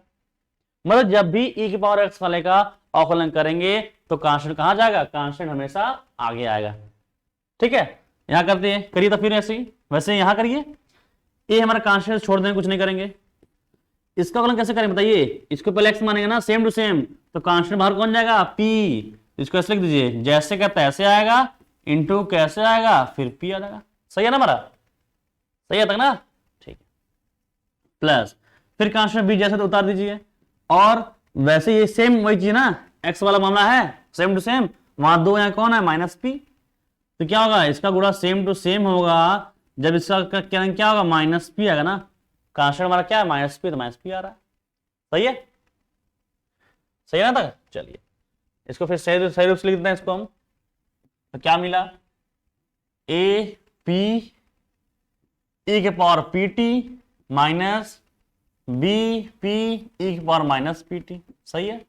चलिए कितनी बार अवकलन करना था मुझे, 2 बार, अभी कितनी बार हुआ, 1 बार हुआ, चलिए दोबारा करते हैं d two r upon d t square, ठीक है। ये कांस्टेंट एपी मेरा कांस्टेंट हो गया बाहर, एपी मेरा कांस्टेंट हो गया बाहर, इनटू अब बताइए इसका ई के पावर पीटी और इसका अवकलन करना है ना, तो ई के पावर पीटी जो है, ई के पावर जो पीटी हमारा है, देखिए ई के पावर पीटी वही तो आ गया, फिर वही तो फिर आ गया ना, मुझे इसी वाले का अवकलन करना है, इसके बाहर आ क्या मतलब मुझे, हम बाहर कर दिए, अब मुझे इसका अवकलन करना है तो फिर वही चीज होगा ना, क्या जैसे कि तैसे रहेगा, कांस्टेंट फिर बाहर जाएगा, तो ई के पावर पी टी इंटू फिर क्या मिलेगा पी मिलेगा मुझे, फिर वैसे बगल में माइनस बी पे हमारा बाहर है, और बताइए ई के पावर माइनस पी टी का फिर अवकलन करेंगे तो माइनस पी कहां जाएगा, फिर बाहर जाएगा, ई के power minus P T into minus P फिर बाहर जाएगा कि नहीं जाएगा, जाएगा ना, हाँ जाएगा, ठीक है। हल करते हैं, तो d two r upon d two square बराबर p into p p square, मतलब कह सकते हैं ए पी स्क्वायर ई के पावर क्या होगा पी टी माइनस माइनस क्या plus P A P P क्या मतलब बी पी स्क्वायर ई के पावर क्या होगा माइनस पी टी होगा, सही आता है। चलिए अब इसके बाद देखते हैं क्या होगा, कुछ कॉमन बनता, कॉमन ले लेते हैं,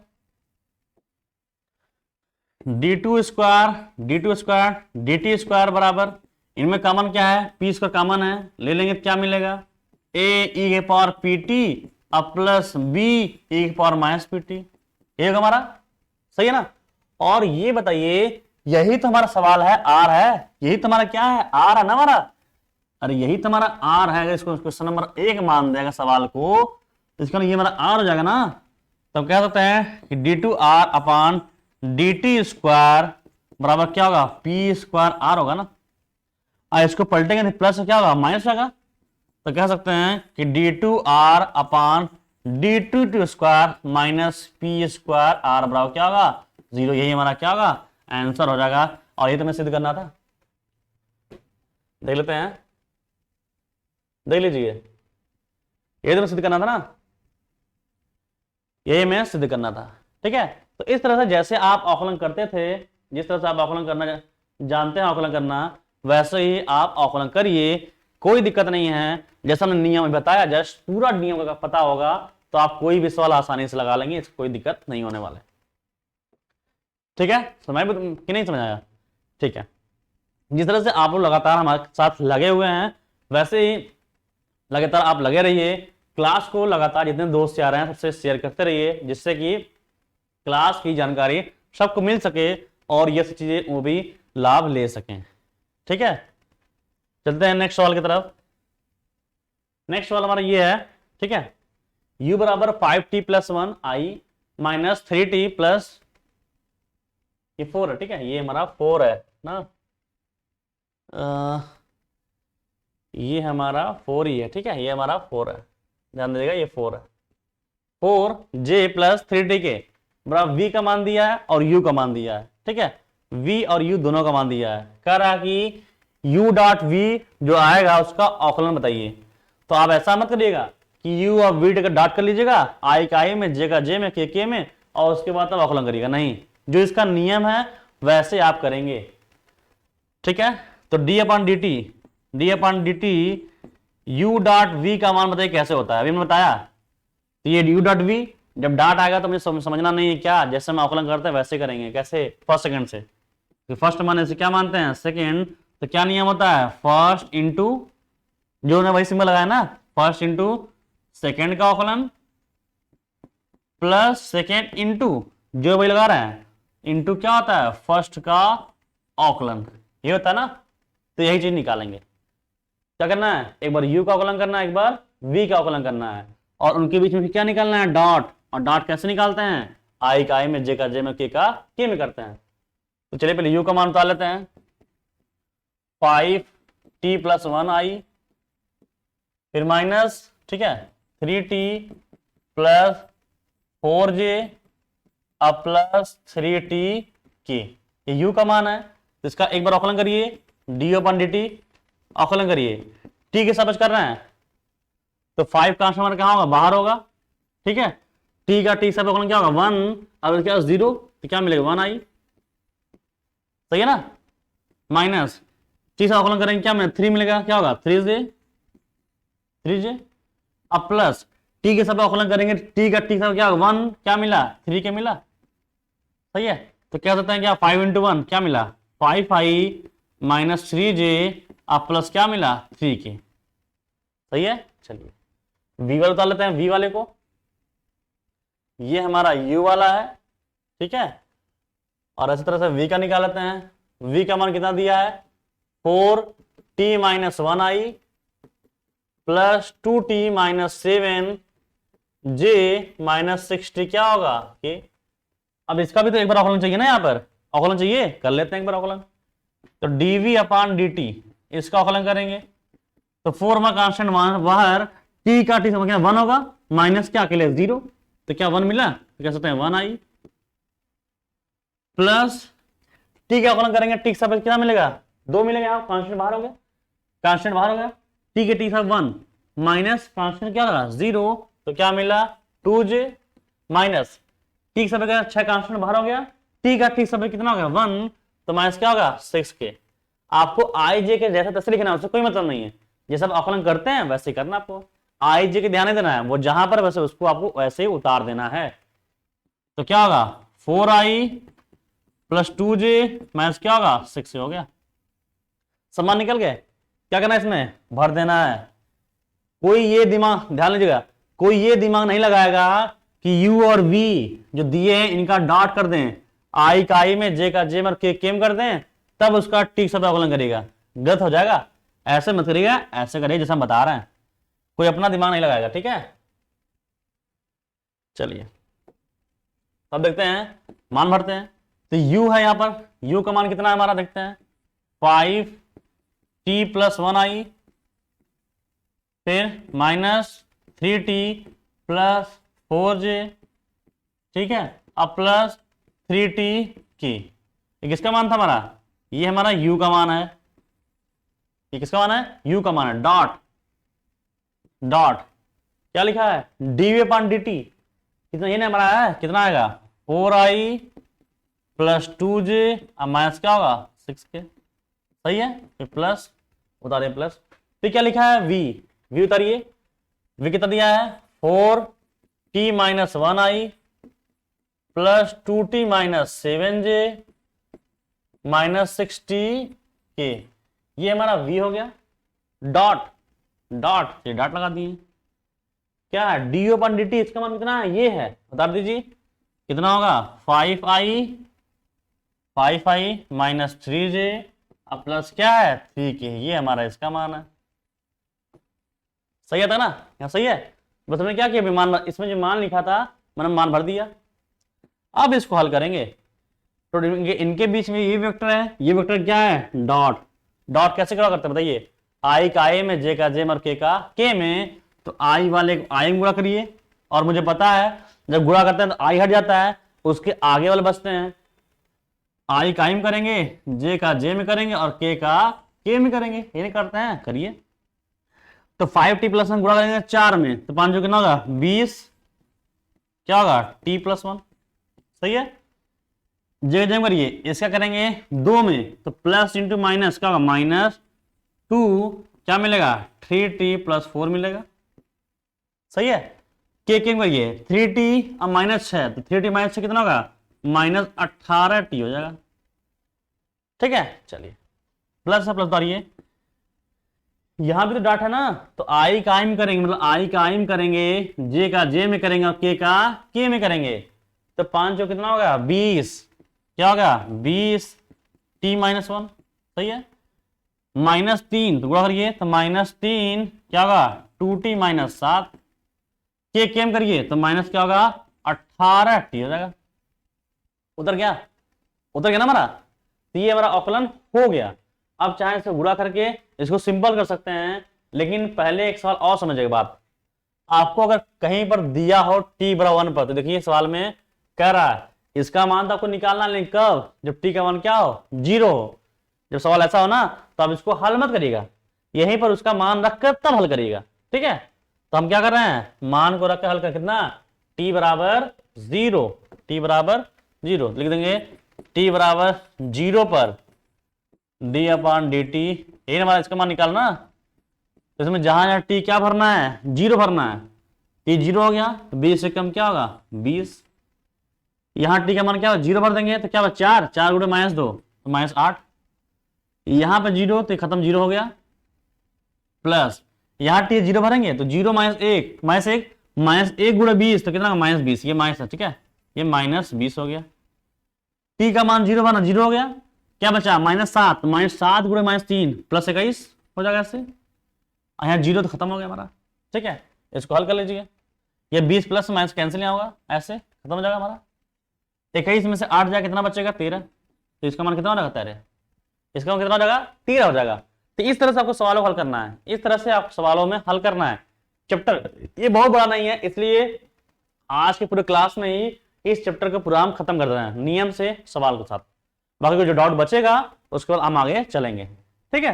तो इस तरह से करना है, कुछ भी नहीं करना है, जो मैंने बताया वही सेम टू सेम, जो अवकलन का नियम है, जो डॉट का नियम है, वही फॉलो करा देना है, सवाल पूरा हो गया, ठीक है।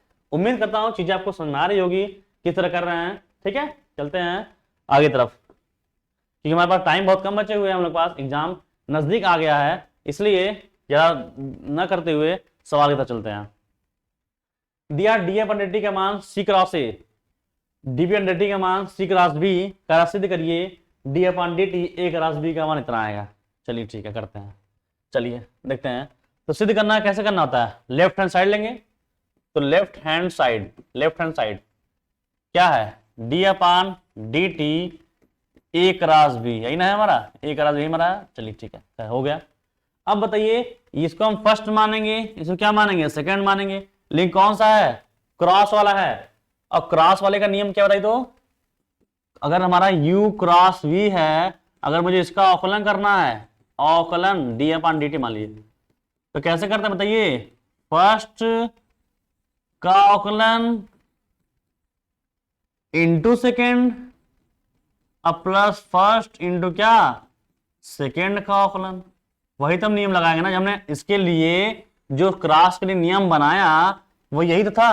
क्यों इसे बताया, क्योंकि हम जानते हैं क्रॉस में जो पहले रहेगा, जो बाद में रहेगा, हम उसको आगे पीछे नहीं कर सकते हैं, इसलिए ये नियम बनाया गया है। ठीक है, क्रॉस के लिए, डॉट के लिए जैसे हम कर रहे हैं वैसे करेंगे। तो फर्स्ट क्या लिया, फर्स्ट का अवकलन, तो डी अपान डी टी का अवकलन, सही है, क्रॉस सेकंड कौन है, बी, प्लस फर्स्ट जैसे उतार दिए, क्रॉस किसका अवकलन, सेकंड का, तो सेकंड का अवकलन करेंगे क्या मिलेगा, डी बी अपान डी टी मिल जाएगा। सही है, चलिए अब इसका मान दिया है, देखिए डी अपान डी टी का मान हमें दिया है, यहां पर देखिए क्या दिया है, सी क्रॉस ए दिया है, तो क्रॉस भी बाहर हमारा है, प्लस ए क्रॉस, इसका मान देखिए दिया है, कितना दिया है, सी क्रॉस बी दिया है, इसको लिख लीजिए। अब बताइए इसको कैसे हल करते हैं, बताइए आप, हम कैसे हल करते हैं, तीन वाले एलिमेंट को हमने क्या बताया, हमने आपको यही बताया ना, जैसे मान लीजिए वेक्टर ए क्रॉस बी क्रॉस सी है, इसको हमने कैसे बताया आपको हल करना, जो कोष्टक से बाहर है आप उसको पकड़िए, पकड़ लिए, क्या करना है, सबसे दूर कौन है, सी, उसे क्या कराना है, डॉट, तो एक साथ डॉट करा दिया सी के साथ, कौन बचा, बी माइनस, फिर बाहर पकड़िए, सबसे नजदीक कौन है, बी, उसके साथ क्या कराइए, डॉट, कौन बचा, सी, यही नियम होता है, वही नियम आप फॉलो कर देंगे। तो इनके बाहर कौन है, बी, इसे पकड़िए, सबसे दूर कौन है, सी, क्या कराना है, डॉट, तो बी डॉट सी, कौन बचा, ए माइनस, अब इसके नजदीक कौन है, ए, तो बी डॉट ए, कौन बचा, सी लिख दिए, यही तो हमारा नियम होता है ना, वही करते हैं, प्लस इसको फिर यहां भी तीन है, सबके बीच में क्या है, क्रॉस है, ठीक है, वही नियम लगाएंगे, यहां वाला बाहर पकड़ लिए, बाहर वाले पकड़ लिए, सबसे दूर कौन है, बी, डॉट कराइए, ए डॉट बी, कौन बचा, सी, फिर माइनस, सबसे नजदीक कौन है, सी, तो ए डॉट सी, क्या बचा, बी, लिख दिए, सही था ना। चलिए अब इसी को मैं हल करना, थोड़ा सा देख लेते हैं क्या हल करना है मुझे।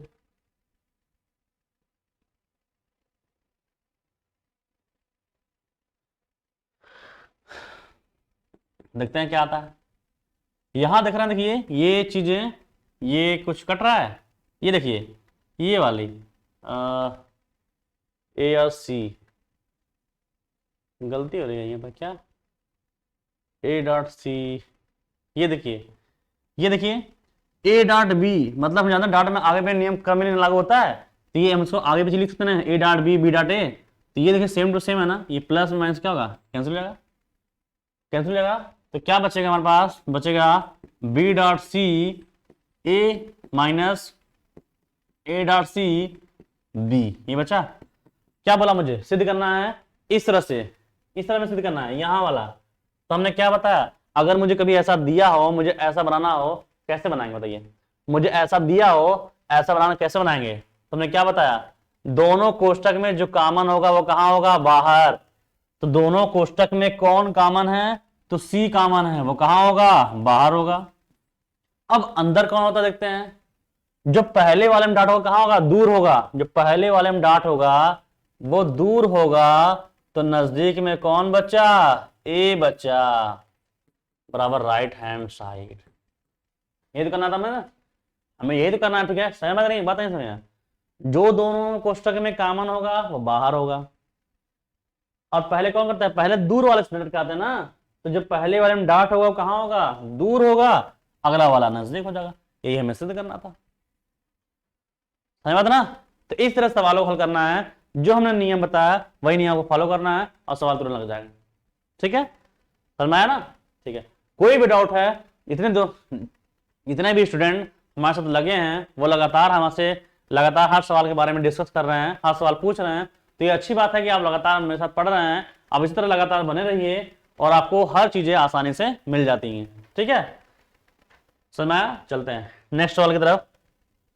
नेक्स्ट सवाल हमारा ये है, एक कण एक वक्र पर गतिमान है जिसका प्राचल समीकरण 4t² - 3t + 1, y बराबर t² + 1, z बराबर t³, तो t बराबर 2 पर कण का वेग और त्वरण ज्ञात करिए। वही सेम जब हमने प्रोसेस बताया था कि अगर कोई वक्र अलग दिशा में गतिमान होगा और प्राचल समीकरण दिया रहेगा तो हमें क्या निकालना है, पहले में निकालना है विस्थापन। क्या निकालना होता है, विस्थापन निकालना होता है। और विस्थापन हमने बताया r से क्या होता है xi + yj + zk होता है, ये होता है ना, लिख दिया। ठीक है, तो r का मान देखिए, x का मान दिया है ना, हमें कितना दिया है 4t² - 3t + 1, x का मान i प्लस y का मान कितना दिया है t² + 1 j प्लस z का मान कितना दिया है t³। क्या होगा कि ये हमारा विस्थापन निकल गया, ये हमारा क्या हो गया, विस्थापन हो गया हमारा, ये हमारा विस्थापन हो गया। तो हमें क्या पूछा है, वेग और त्वरण कितने पर, t बराबर 2 पर। तो पहले वेग निकालेंगे, त्वरण निकालेंगे। वेग कैसे निकाल बताइए, वेग कैसे निकालते हमने क्या बताया, वेग कैसे निकालना है, विस्थापन का एक बार अवकलन करेंगे तो वेग निकलेगा।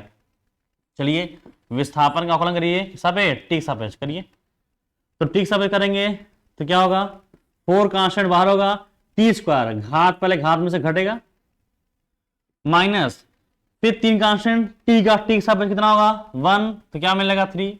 ये अकेले से कोई टी तो है नहीं, क्या हो जाएगा 0, तो क्या मिला i प्लस, आगे चलते हैं, t² है, क्या होगा घात पहले घात में घटेगा तो कितना होगा 2t, 1 का 0, क्या मिला j, प्लस घात में है तो क्या होगा, घात पहले घात में से घटेगा, क्या हो जाएगा t। सही है ना। अब इसको सही रूप से लिख लेते हैं, पहले हम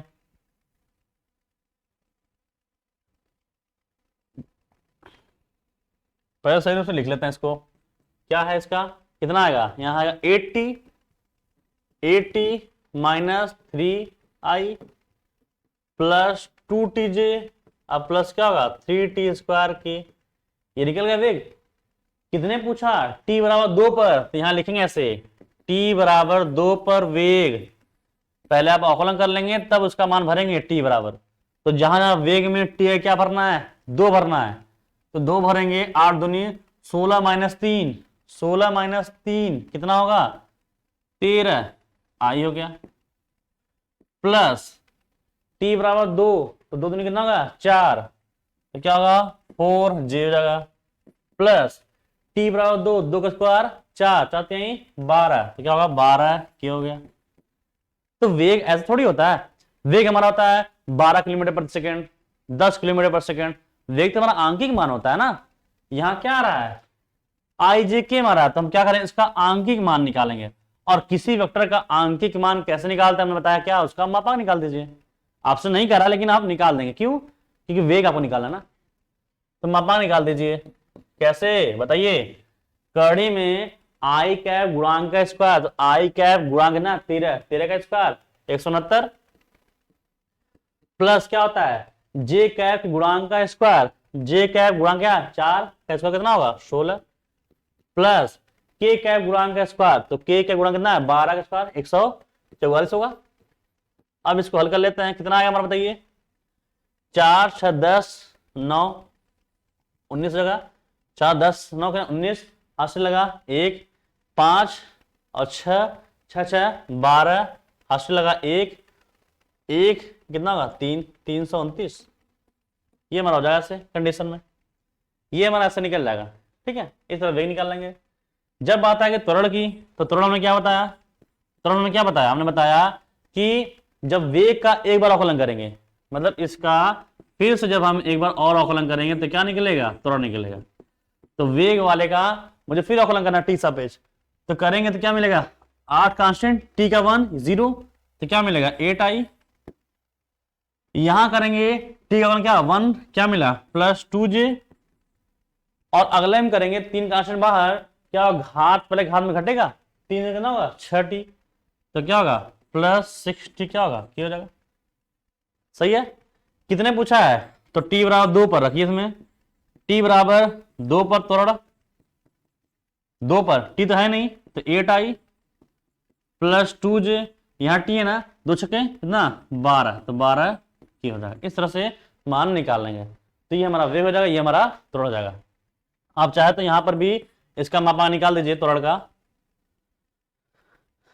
क्या होगा, इसको हम अगर ए से लिखें, तोड़ को अगर ए से लिख रहे हैं तो वेक्टर ए मापांक होगा ना ऐसे, क्या कड़ी में आई कैप गुणांक का स्क्वायर कितना होगा 64, प्लस जे कैप गुणांक का स्क्वायर कितना होगा 4, अब प्लस 12 करना 144 होगा ऐसे हमारा।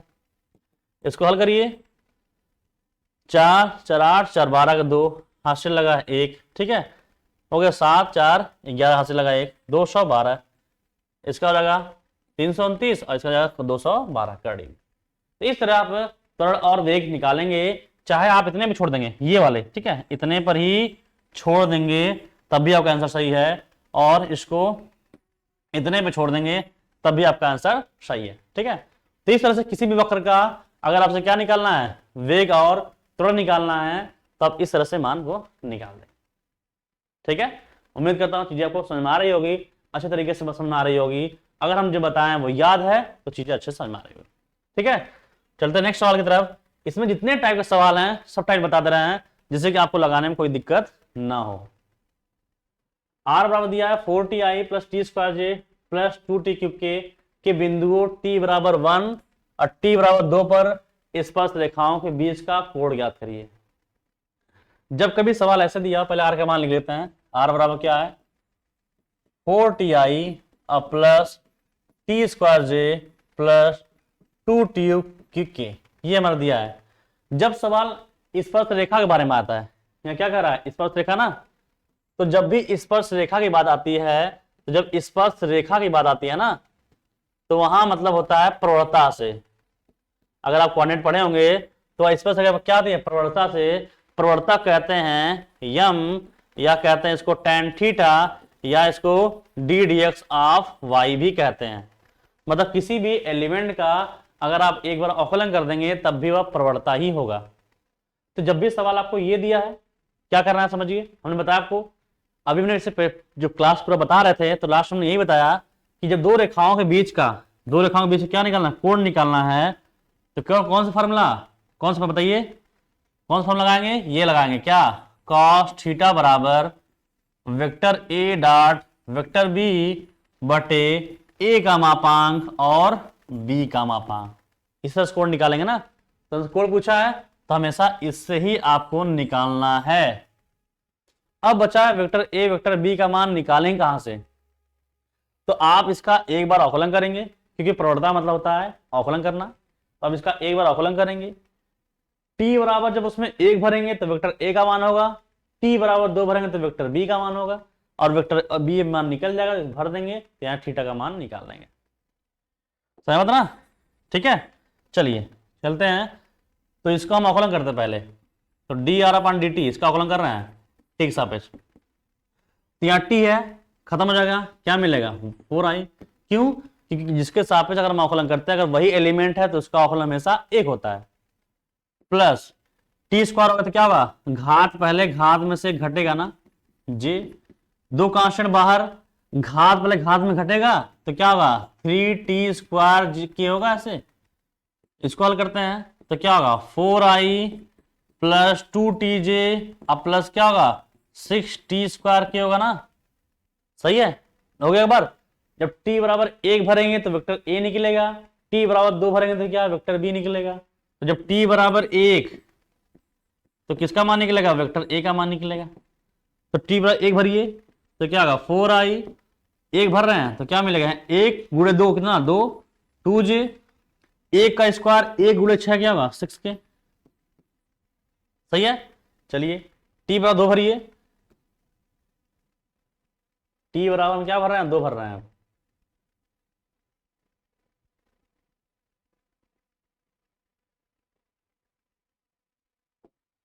t बराबर 2 पर, t बराबर 2 पर क्या निकलेगा, वेक्टर बी निकलेगा। चलिए 4i उतार दिए, ऐसे हो गया।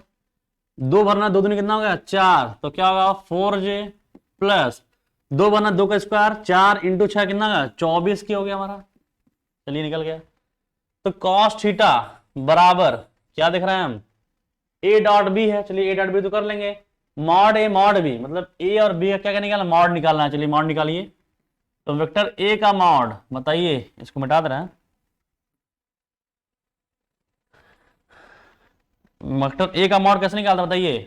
तो करड़ी में i क्या गुणांक का स्क्वायर, तो i क्या गुणांक का स्क्वायर कितना होगा 16 प्लस j क्या गुणांक का स्क्वायर 2 का कितना होगा 4, अब प्लस k के गुणांक का कितना होगा 36, कितना निकला 16 4 20, अब 20 36 कितना हो गया 56 निकल गया हमारा।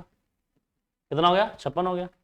उसी तरह से मॉड वेक्टर बी का मान निकालिए। करड़ी में i क्या गुणांक का स्क्वायर कितना हो गया 16 प्लस j क्या गुणांक का स्क्वायर कितना हो गया 16, अब प्लस k क्या गुणांक का स्क्वायर 24 का स्क्वायर कितना होगा 24 का स्क्वायर निकाल लेते हैं। 24 का स्क्वायर कितना होगा 16 6 से लगा 1 4 9, फिर इसका हल करते हैं, ये 8 ये 4 6 17 7 से लगा 1 576, कितना होगा 576 जगह। अब इसको हल कर लेते हैं, कितना होगा 6 6 12 6 18, हाथ से लगा 8 हाथ से लगा 1 हो गया 8 8 9 10 0 हाथ से लगा 608 हो गया। बस यहां भर देंगे तो cos थीटा और क्या निकलेगा vector a dot vector b।